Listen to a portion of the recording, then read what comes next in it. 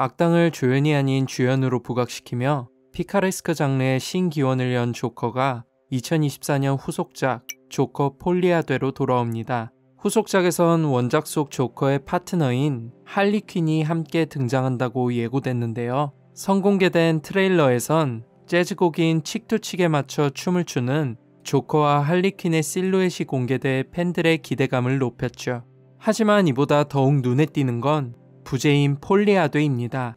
공유 망상장애를 뜻하는 이 말을 통해 조커와 할리 퀸의 망상이 완벽하게 동기화된 채 사랑 혹은 범죄의 형태로 체현될 것이라는 예측을 하게 되죠.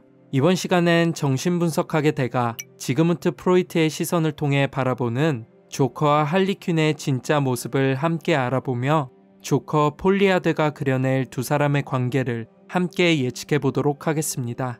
원래 할리 퀸은 아캄 정신병원에서 근무하는 정신과 의사 할린 퀸젤이었습니다. 이곳에 수감된 조커는 그녀의 환자였는데 자신을 교정하려는 그녀의 심리를 역이용해 오히려 자신을 사랑하게 만듭니다. 그렇게 할리 퀸은 조커의 농담과 신념에 깊이 공감하며 그를 서서히 좋아하게 되죠. 원작 코믹스를 보면 할리 퀸이 조커를 사랑하게 된 계기가 몇 가지 등장합니다. 대표적으로 조커가 아버지에게 학대를 당했던 과거를 털어놓으며 똑같이 아버지에게 학대를 당한 할린 퀸젤의 공감을 유발했다는 것과 할린 퀸젤의 아버지가 음주운전 사고로 목숨을 잃었다는 걸 조커가 알아내 범인의 손가락을 잘라 할리 퀸에게 갖다주며 대신 복수해줬다는 설정 등이 있죠.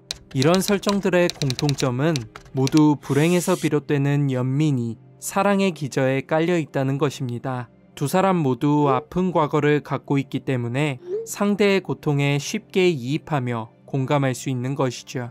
프로이트는 사랑의 본질은 공생관계를 정서적으로 회복하는 것에 있다고 말했습니다.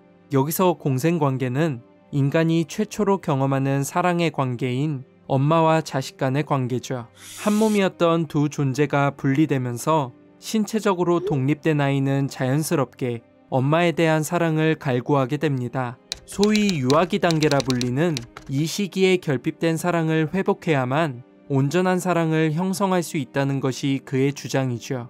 더불어 그는 인간이 유아기의 애정 결핍을 해소하지 못한다면 방어기제를 형성한다고 말합니다.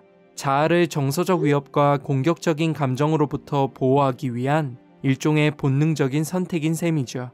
대표적인 것이 바로 동일시입니다. 타인의 감정과 성향을 자신과 똑같다 여기며 정서적인 안정을 찾는 방식이죠.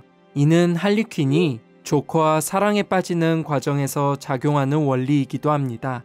원작 코믹스에서 조커는 할린 퀸젤이 처해 있는 상황을 이용해 그녀의 감정을 동화시킵니다. 가령 상사의 농간으로 인해 직장에서 위기에 처한 할린 퀸젤에게 세상의 부조리함을 역설하며 미친 세상에선 미쳐야 정상이라는 식의 논리를 주입하죠. 세상의 위협 앞에서 두려움에 떠는 할린 퀸젤의 입장에선 조커라는 존재가 위로 그 이상으로 다가올 수밖에 없습니다. 결국 미친 자를 사랑하려면 자신도 미쳐야 한다는 결심을 품은 채 할리 퀸이라는 새로운 자아를 탄생시키는 것이죠. 하지만 할리 퀸의 탄생이 긍정적인 방향이라고 볼 순 없습니다. 프로이트는 동일시 원리를 크게 두 가지로 분류했는데 하나는 에로스, 즉 삶을 진보하게 하는 원동력이 작용해 건강한 사랑과 정의를 추구하는 동일시이고 하나는 공격적인 충동이 작용해 폭력적인 양상으로 나타나는 동일시죠. 할리 퀸의 경우는 후자에 가깝습니다. 원작 코믹스나 수어사이드 스쿼드를 통해 알 수 있듯이 할리 퀸은 조커의 무자비한 폭력성에 적극 동조하는 모습을 보입니다. 물론 미치광이라는 설정이 그녀의 폭력성을 설명하는 명분이 되긴 하지만 자신이 동일시하며 사랑하는 조커의 마음을 사로잡기 위한 구애의 형태로도 바라볼 수 있습니다. 그러나 기본적으로 폭력적인 동일시는 양심을 배제하기 때문에 죄의식을 수반하지 않는다는 프로이트의 주장처럼 설령 할리 퀸의 폭력성이 순수한 사랑을 위한 수단이라 하더라도 본질은 어디까지나 반사회적인 감정장애에 지나지 않는다는 것이죠. 중요한 건 이렇게나 맹목적인 할리퀸의 사랑에 비해 조커의 사랑은 이해타산적이라는 것입니다. 어디까지나 배트맨을 죽이는 것을 최우선 가치로 삼는 조커는 할리퀸을 사랑의 대상으로 생각하면서도 배트맨을 공격하는 도구로 활용하기도 합니다. 일례로 코믹스인 매드러브에서 할리퀸이 배트맨을 함정에 빠뜨려 죽이려고 하자 조커는 자신이 직접 죽여야 한다며 그녀를 내동댕이 칩니다. 배트맨에 대한 조커의 광기를 체감한 할리퀸은 큰 절망에 빠지게 되지만 얼마 후 조커가 사과의 메시지를 건네자 언제 그랬냐는 듯 다시 사랑에 빠지게 됩니다. 이렇게만 봐도 두 사람의 관계가 다소 일방적이라는 걸 알 수 있죠. 물론 최근 수어사이드 스쿼드 시리즈를 통해 할리퀸을 조커의 그림자 아래 가두지 않고 능동적인 광기를 표출하는 캐릭터로 재탄생시키긴 했지만 기본적으로 두 캐릭터의 사랑을 다루는 서사에선 할리퀸이 조커에게 집착을 하고 조커는 그런 상황을 계산적으로 활용하는 식의 흐름을 보여주고 있습니다. 그렇다면 조커 폴리아드 속 조커와 할리퀸은 어떤 모습으로 그려질까요? 공개된 스틸컷을 보면 조커에게 강렬하게 빠져드는 할리퀸의 얼굴이 담겨 있습니다.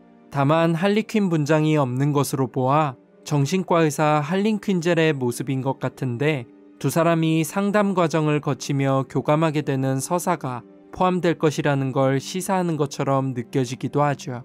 일단 전작에서 아서 플렉이 사랑에 대한 망상을 하고 있다는 점이 부각된 만큼 조커의 시선에서 바라보는 할리퀸의 사랑이 과연 보이는 그대로일지, 그리고 할리퀸의 시선에서 바라보는 조커가 얼마나 무서우면서도 매력적인 광기를 품고 있을지 주목하며 보는 것도 좋을 것 같습니다.